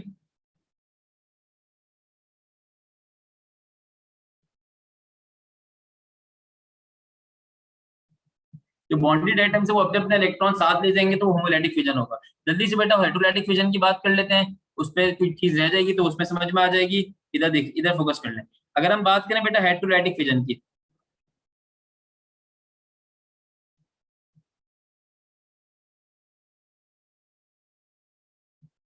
तो बेटा हेटेरोलैटिक फिजन में एक बात तो समझ में आ जाएगी कि सर क्या कहना चाह रहे हैं। कहना सर यही चाह रहे होंगे कि सर जब एक बंदा अपने दोनों इलेक्ट्रॉन अपने अपने इलेक्ट्रॉन साथ लेकर ना जाए, मिसाल के तौर पे, मिसाल से देखिए, मिसाल में बनाता हूँ बेटा किसकी, वही CH3 मैंने बनाया, ठीक है, CH2 मैंने बनाया, और साथ में क्या बना दिया बेटा, Cl बना दिया। अब हुआ क्या, कार्बन और क्लोरीन का आपस में बॉन्ड बना हुआ है, ये इलेक्ट्रॉन कार्बन का है, ये इलेक्ट्रॉन क्लोरीन का है, इनका सिंगल बॉन्ड बना हुआ है, सिंगल कोवेलेंट बॉन्ड बना हुआ है। लेकिन मैंने हीट एनर्जी सप्लाई की, मैंने किसी सोल्यूशन के अंदर इनको उठा के फेंका, तो हुआ क्या, कार्बन और क्लोरीन का बॉन्ड टूट गया। अब है क्या, इस क्लोरीन की इलेक्ट्रोनेगेटिविटी ज्यादा है। जब क्लोरीन की इलेक्ट्रोनेगेटिविटी ज्यादा है तो ये दोनों इलेक्ट्रॉन जो है उनका झुकाव किसकी तरफ होगा, क्लोरीन की तरफ होगा। जब उनका झुकाव क्लोरीन की तरफ होगा तो बॉन्ड ब्रेकिंग होमोलाइटिकली नहीं होगी, बल्कि बॉन्ड ब्रेकिंग हेटेरोलाइटिकली होगी। मतलब ये दोनों इलेक्ट्रॉन्स आपके पास कहाँ चले जाएंगे, क्लोरीन के घर पे चले जाएंगे। ये बात बहुत आसान सी समझिएगा बेटा, ये जो इलेक्ट्रॉन पेयर है, ये इलेक्ट्रॉन पेयर बॉन्ड टूटने में किसके पास चले जाएगा, ये पूरा का पूरा क्लोरीन की तरफ चले जाएगा, क्योंकि इलेक्ट्रॉन खींचने की सलाहियत, इलेक्ट्रोनेगेटिविटी इसकी क्या होगी, ज्यादा होगी। सेम एटम्स के दरमियान हमेशा होमोलाइटिकली ब्रेकेज होगी, डिफरेंट एटम्स के दरमियान हमेशा हेटेरोलाइटिकली ब्रेकेज होगी, और इलेक्ट्रॉन हमेशा वो लेकर जाएगा जिसकी इलेक्ट्रोनेगेटिविटी क्या होती है बच्चा, जिसकी इलेक्ट्रोनेगेटिविटी क्या होती है, ज्यादा होती है। आखिर में जाके जब ये बॉन्ड बनेगा तो बेटा इसको जरा देखिएगा, अब हीट दे सोल्यूशन दे, वो रिएक्शन नहीं कर रहा है, बात समझ रहे हैं खाली। अच्छा ये बीच में प्लस नहीं है, एक चीज बेटा जरा रेजर के इस्तेमाल करना पड़ जाएगा, ये बीच में कार्बन कार्बन का बॉन्ड बना हुआ है। अब इसकी सेहत पे फर्क नहीं पड़ा, ये अपनी जगह पे एज इट इज मौजूद है, H3C, ठीक है। कार्बन के ऊपर हाइड्रोजन लगा हुआ था, कार्बन के नीचे हाइड्रोजन लगा हुआ था, वो मैंने CH2 लगा दिया। अब कार्बन अपना इलेक्ट्रॉन छिनवा के आ गया, कार्बन से गन पॉइंट पे इलेक्ट्रॉन छीन लिया गया। जब कार्बन से इलेक्ट्रॉन छीन लिया गया तो carbon will contain positive charge, carbon पे क्या चार्ज आएगा, पॉजिटिव चार्ज आएगा। और इस पॉजिटिव चार्ज को या ऐसे कार्बन को जिस पर पॉजिटिव चार्ज हो, this carbon is called as carbocation, carbocation, इसको हम क्या बोलते हैं बेटा, कार्बोकैटाइन बोलते हैं। मतलब anion with positively charge carbon is called as carbocation. और साथ में क्लोरीन ने इलेक्ट्रॉन छीन लिया, जब क्लोरीन ने इलेक्ट्रॉन छीन लिया तो क्लोरीन पे क्या चार्ज आ जाएगा बच्चे, क्लोरीन के ऊपर आ जाएगा आपके पास negative charge, this will be called as chloride ion. ये आपके पास क्या कहलाएगा, chloride ion. In general this is called as halide ion, इसको हम क्या बोल देंगे, हैलाइड आइन बोल देंगे। जल्दी से समझो बेटा, हमने क्या बात समझी, हमने ये बात समझी कि जो हमारे पास ऑर्गेनिक कंपाउंड होते हैं वो कहाँ से शुरू होते हैं, कहाँ पे खत्म होते हैं, ये बात हमने देखी। ऑर्गेनिक कंपाउंड्स की बेसिक कॉन्सेप्ट क्या था, फिर वोलर ने क्या काम किया, उसको लाने वाले कौन थे, ठीक है। इसके बाद हमने कार्बन की नेचर को पढ़ा, फिर हमने बेटा थोड़ा सा चीजों को पढ़ा, कार्बन की नेचर को। नेचर को पढ़ने के बाद हम आए किसके ऊपर, बॉन्ड फ्यूजन के ऊपर आए, कि बॉन्ड फ्यूजन कितने किस्म के होते हैं। तो पता चला बॉन्ड फिजन दो किस्म के होते हैं, एक होमोलैटिक फिजन होता है, हेटेरोलैटिक फिजन होता है। अगर आपके पास बॉन्डेड एटम्स अपने अपने इलेक्ट्रॉन लेकर चले जाए तो वो होमोलैटिक फिजन होगा। इसी डेफिनेशन को अपडेट कर लें, one of the bonded atom, यहाँ पे ईच लिखा है ना, आप कर दें one of the bonded atom takes both bonded pair of electrons and contain negative charge is called as heterolytic fission, जिसमें आपके पास एक बंदा दोनों इलेक्ट्रॉन लेकर उड़ जाएगा, जब दोनों लेकर उड़ जाएगा तो उसके ऊपर क्या चार्ज आ जाएगा, नेगेटिव चार्ज आ जाएगा। सही है मेरा बच्चा, ये बात तो आपको समझ में आ गई होगी होपफुली, ठीक है। ये बॉन्डेड फिजन था हमारे पास। अब इसके बाद हमारे पास रिएक्शंस का टॉपिक है। अच्छा ये जो हमारे पास अभी बेसिक केमिस्ट्री है, नहीं बेटा फ्री रेडिकल में कार्बन की वैलेंसी सेटिस्फाई नहीं होगी, कार्बन को एक इलेक्ट्रॉन की जरूरत होगी, तो इसी वजह से फ्री रेडिकल और ये एग्जिस्ट नहीं करता, फौरन से किसी भी कंडीशन पे रिएक्ट कर जाता है। चाहिए। अच्छा, ये हमारे पास बेसिक है। कार्बन के रिएक्शंस हमने पढ़ने हैं, कार्बन की चेन्स हमने पढ़नी है, हमने कार्बन के टाइप्स हमने पढ़नी है, टाइप्स ऑफ कार्बन एटम कितने होते हैं। तो ये जो बेसिक पार्ट होता है वो याद रखिए, जनरल पार्ट होता है। अब जनरल पार्ट में हमेशा इस सेग्रीगेशन में मत भूल जाइएगा।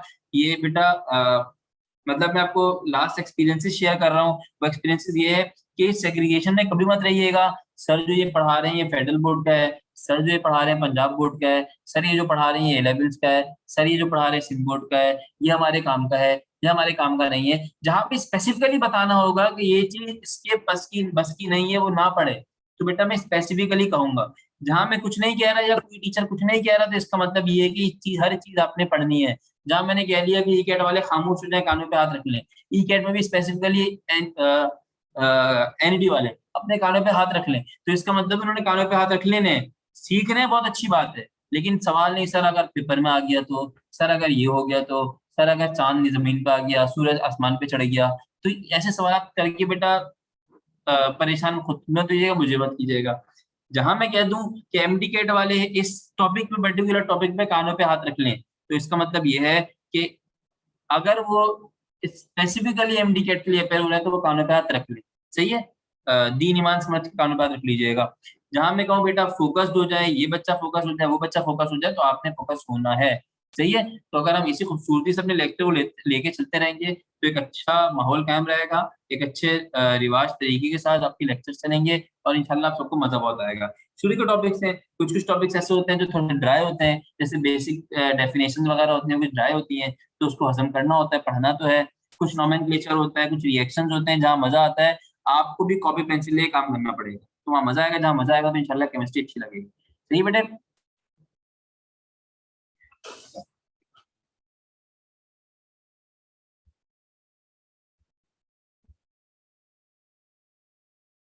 अभी मैं ऊपर मैं नहीं कर रहा, जल्दी जल्दी सवाल पूछ जाए और मैं जल्दी जल्दी आंसर करते जा रहा हूँ बेटे, ठीक है।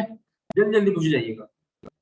मेरे सारे लेक्चर समझ में आ गया। अच्छा, मैं आज का लेक्चर होल्ड कर रहा हूँ, बस यहीं पर है। आपके पास गिन के 5 मिनट है, मुझे इसके बाद शादी में जाना है। सोचना से शादी जल्दी आ गई। अच्छा, अब जल्दी से लेते हूँ। सिलिकॉन ऑर्गेनिक कंपाउंड नहीं होता, क्योंकि खाली वो कैटिनेशन रखता है, कैटिनेशन सिर्फ रखने की वजह से वो आपके पास ऑर्गेनिक नहीं होता। उसकी और प्रॉपर्टीज है, मतलब ऑर्गेनिक की और भी प्रॉपर्टी होनी, सिर्फ कैटिनेशन लाजमी नहीं है। सही है। बना सकता है, लेकिन वो ऑर्गेनिक नहीं होता। ऑर्गेनिक केमिस्ट्री के अंदर सिर्फ लॉन्ग चेन नहीं है बेटा, लॉन्ग चेन एक one of the factor, one of the most important factor. इसके अलावा और भी चीज है, ठीक है। एक मिनट, एक मिनट, एक मिनट, एक मिनट, एक मिनट, एक मिनट, रुक जा, रुक जा, रुक जा, रुक जा, बच्चा हाथ होल्ड होल्ड होल्ड। कहाँ चले गए। बुक में इंपॉर्टेंट पॉइंट्स याद रखने भी होंगे बट उसको हाईलाइट भी करने होंगे। बुक को जितना गंदा करेंगे उतना पढ़ने वाले बच्चे की बुक होगी। गंदे का मतलब बुक में पेन मार्क नहीं करना, दो नस्लों के हाईलाइटर रखने, हाईलाइटर लगाते रहे, वो उतना अच्छा बच्चा पढ़ने वाला होगा जिसकी बुक हाईलाइट रहेगी। बुक को गंदा पेन से करेंगे तो गंदा की बुक लगती है। बुक को गंदा नहीं करना, हाईलाइट करना है। There is a difference between गंदा करना, हाईलाइट करना। सही है।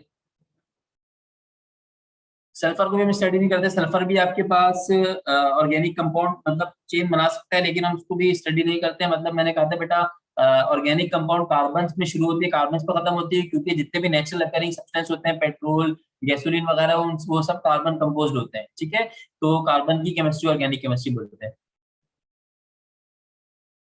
एप्टीट्यूड में क्या पूछता है, ये मैंने बताया बेटा, मैं जब मटेरियल दूंगा, एमसीक्यूज दूंगा, तो आपको खुद ही पता चल जाएगा एप्टीट्यूड में क्या पूछता है। सही है। अभी इस कंजर्वेटिव इस बात के ध्यान में मत सवाल करें। ये सवाल मैं तीसरी बार देख रहा हूँ आपकी तरफ से। ठीक है। तो कोई बात नहीं, अच्छी बात है, सवाल पूछते हैं ताकि माइंड क्लियर होता रहे। तो शीट मिलेगी, शीट में इसी टॉपिक से सवाल होंगे, तो आपका दिमाग खुद ही खुल जाएगा कि सर एप्टीट्यूड में क्या पूछते हैं। मैं दोबारा बता रहा हूँ, मैंने क्या बताया था शुरू में कि डेफिनेशन ही पूछ सकता है, वाइटल फोर्स ही पूछ सकता है, who proposed vital force theory, who reject vital force theory, peculiar nature of carbon पूछ सकता है, बॉन्ड फिजन में क्या होता है क्या नहीं होता है। ठीक है। तो कहीं से भी वो कुछ भी कर सकता है। ठीक है। बिल्कुल ऐसे ही है। कार्बन इन्हीं प्रॉपर्टीज की वजह से इंपॉर्टेंट है, ऑब्वियस सी बात है।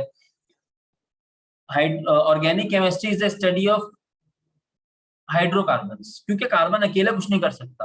कार्बन को कहीं ना कहीं अपनी वैलेंसी पूरी करनी है, वैलेंसी पूरी करने के लिए उसको हाइड्रोजन चाहिए। तो carbon without hydrogen is nothing. लेकिन कहीं कहीं कार्बन टेट्राक्लोराइड वाले केस में उसको हाइड्रोजन की जरूरत नहीं होती, लेकिन वन ऑफ द केस है।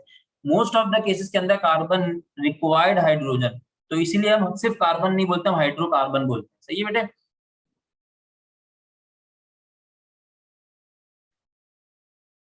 कार्बन कोवेलेंट कंपाउंड इसलिए बनाता है क्योंकि कार्बन अपने चारों कंपाउंड, अब चारों इलेक्ट्रॉन्स को बाहर नहीं निकाल सकता। आयनिक का मतलब होता है तमाम इलेक्ट्रॉन्स बाहर निकाल दे।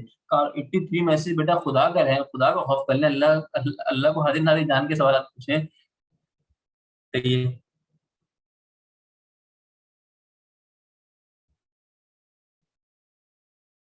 बेटा होमोलैटिक फिजन की डेफिनेशन लिखी थी, each of the one of, सामने स्क्रीन पे आ रही होगी कि each of the bonded atom takes their electron pair. Homolytic. Heterolytic मतलब एक ही बंदा ले जाए, तो ईच की जगह वन लगा दें। वन ऑफ द एटम, दिमाग सोचें, दिमाग लगाएं, कॉन्सेप्ट बनाएंगे तो बनेंगे। One of the atom takes both electron, तो इसका मतलब हो गया हेटेरोलाइटिक। सही है बेटा।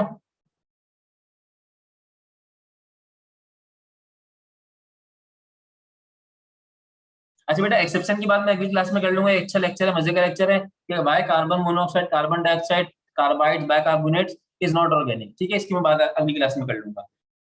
ये मैंने करनी थी, फिर वो आगे बढ़ गया तो मैं देख लेता। ठीक है। यस बेटा, organic chemistry link with hydrocarbon. बेटा मोबाइल आपके घर भिजवा दूंगा, iPhone 13। समझ नहीं आया रिपा बेटा आपका सवाल? सर क्लास के बाद आप मोबाइल सेंड करेंगे? हाँ, iPhone 13 एड्रेस सेंड कर दीजिएगा। रिकॉर्डिंग मिल जाएगी बेटा। सर होमवर्क नहीं, होमवर्क बताऊंगा मैं भी। जी बेटा, जो आपने नहीं पढ़े, जो बिल्कुल जिंदगी में पहली बार पढ़ेंगे वो भी समझ में आएंगे इंशाल्लाह। बिल्कुल हम ऐसे चलेंगे बेसिक टू एडवांस, इंशाल्लाह समझ में आएंगे, लेकिन उसके लिए कंसिस्टेंसी और आपका रेगुलर होना जरूरी है। रेगुलर नहीं हो पा रहे, छुट्टी हो गई, क्लास मिस हो गई, आधी क्लास रह गई, तो रिकॉर्डिंग को सुन के बैठिएगा। अदरवाइज मैं गारंटी नहीं लेता। अदरवाइज मेरी गारंटी नहीं है कि आपको बात समझ में आ रही नहीं। लेकिन अगर आपने पिछली क्लास ली तो आप क्लेम कर सकते हैं सर अगला टॉपिक तो सर के ऊपर जा रहा है, तो मेरी जिम्मेदारी है कि मैं उसको सर के अंदर लेकर आऊंगा।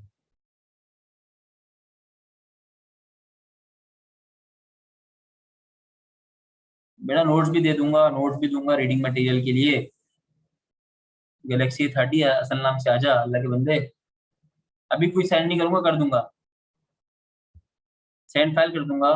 एक ही सवाल 2530 मरतबा, 2531, 2532, और ये 50,000 दफा हो गया ये। बेटा सेंड कर दूंगा रीबा बेटे, खुदा का खौफ करें। जी बेटा, अभी फिलहाल जो है हम होल सिलेबस की तरफ जाएंगे। ठीक है, जिसके अंदर आपके पास वो पार्ट भी होंगे जो लास्ट ईयर सिलेबस में थे फॉर एमडीकेट, और वो पार्ट भी होंगे जो सिलेबस में नहीं थे। ठीक है, तो अभी हम एक कॉमन सिलेबस की तरफ जाएंगे इंशाल्लाह। उम्मीद है दिसंबर या जनवरी तक कोई पॉलिसी अनाउंस हो जाएगी, तो हम अपनी चीजों को रिवर्ट बैक कर लेंगे। आपको चीजें कुछ रह गई होंगी तो वो और करा देंगे, जो ज्यादा हो गए होंगे वो बता देंगे, लेकिन अभी सारी पढ़ना हमारी मजबूरी है। सही है। अभी हमने लास्ट ईयर को देखना है।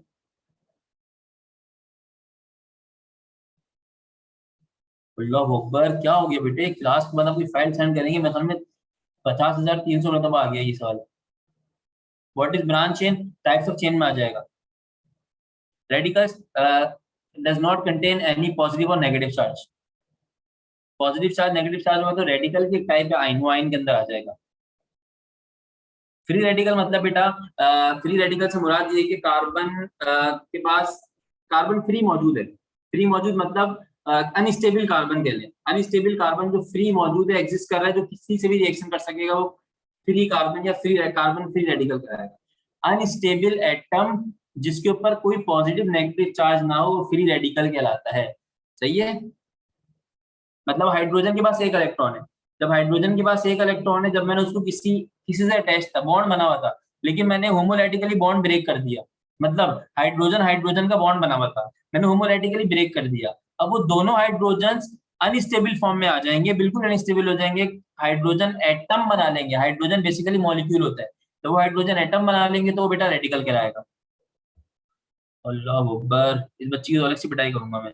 सर की लास्ट वक्त की फाइल सेंड करेंगे। हाँ, मुझे खाना नहीं खिला देंगे आप लोग। बेटा सनलाइट से भी हो सकता है, नहीं भी हो सकता, लाजमी नहीं है होमोलैटिक फ्यूजन के लिए सनलाइट होना जरूरी।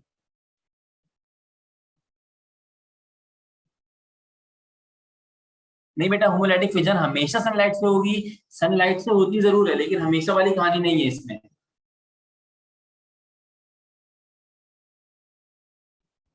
मतलब जितने हमारी बुक के अंदर होमोलैटिक फ्यूजन है वो ऑर्गेनिक के अंदर जितने वो सनलाइट से ही हो रहे हैं, चाहे वो मीथेन कम कर लें या मतलब क्लोरीन मॉलिक्यूल कम कर लें, तो हमारे पास सनलाइट इस्तेमाल होगी, लेकिन वो हीट से भी हो सकती है। मतलब जैसे हमने किसी ऑर्गेनिक कंपाउंड का फ्यूजन करना है, कार्बन कार्बन का बॉन्ड तोड़ना है, तो उसके लिए सनलाइट की जरूरत नहीं है। तो सनलाइट पार्ट है, मैंडेटरी नहीं है।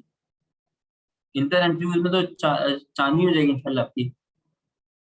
यस यस, पहले second year then first year. कौन सी क्यूरियोसिटी हो रही है बेटा जो खत्म नहीं होके दे रही है? मेरा थोड़ा देखना तो बता दें, वो क्यूरियोसिटी तो बता दें, वो बेस्ट पोस्टर में लगा हुआ था। चले बेटा, अब कुछ भी यस बेटा नेडी, किसी को कोई सवाल रह गया हो तो बेटा बड़ी माजरत। Organic compounds and derivative, difference between organic compounds and derivative. Derivative math का पूछना तो बेटा अलग ही कहानी है निमिषा बेटा। अगर आप ऑर्गेनिक कंपाउंड्स के अंदर डेरिवेटिव्स पूछ रहे हैं, तो कार्बन हाइड्रोजन से मिलकर जो फर्दर कंपाउंड्स बनते हैं वो कार्बन हाइड्रोजन के डेरिवेटिव्स कहलाते हैं। सही है।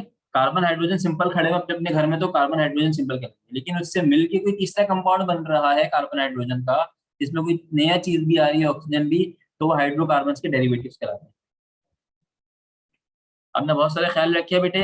अगली क्लास में इंशाल्लाह मुलाकात होगी, चीजों को रिवाइज करके आइएगा। मैं क्लास से 2 दिन पहले आपको बताऊंगा कि आपने क्या पढ़ के बैठना है, तो परेशान मत होइए, क्लास से लिंक में रहूंगा। कोई चीज हो तो बेटा आप लोग ग्रुप पे, ग्रुप नहीं तो पर्सनली पूछ सकते हैं। 1 दिन 2 दिन थोड़े टाइम बाद के बाद इंशाल्लाह आपको आंसर मिल जाएगा। और बहुत सारे ख्याल रखिएगा। अल्लाह हाफिज।